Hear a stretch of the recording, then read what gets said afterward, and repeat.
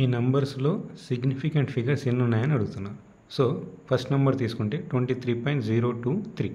So ఈ 0 అనేది రెండు నంబర్ మధ్యలో ఉంది కాబట్టి దీన్ని కూడా సిగ్నిఫికెంట్ ఫిగర్ కిందకి కన్సిడర్ చేయాల్సి ఉంటుంది. సో మొత్తం ఎన్ని ఉన్నట్టు 1 2 3 4 5 5 సిగ్నిఫికెంట్ ఫిగర్స్ ఉన్నట్టు.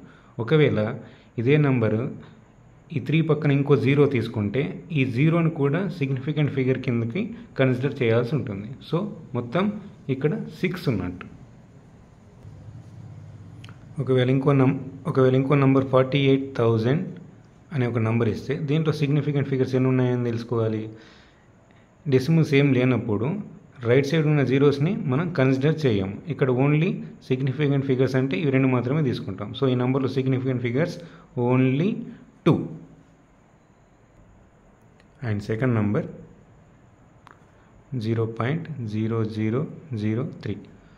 సో లెఫ్ట్ సైడ్ అన్ని జీరోస్ ఉంటే వాటి అన్నిటిని కూడా మనం కన్సిడర్ చేయము. ఓన్లీ ఈ 3ని మాత్రమే సిగ్నిఫికెంట్ ఫిగర్గా కన్సిడర్ చేస్తాం. కాబట్టి దీంట్లో 1. ఒకవేళ ఈ డెసిమల్ కంటే ముందు ఒక నంబర్ ఉండుంటే అప్పుడు ఈ జీరోస్ని కూడా మనం సిగ్నిఫికెంట్ ఫిగర్ కిందకి కన్సిడర్ చేయాల్సి ఉంటుంది. సో అప్పుడు మొత్తం ఎన్ని అవుతాయి? 5. థర్డ్ నంబర్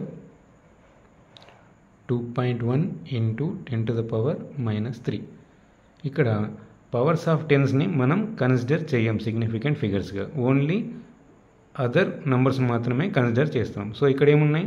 2 సిగ్నిఫికెంట్ ఫిగర్స్ ఉన్నాయి. సో దీనికి 2.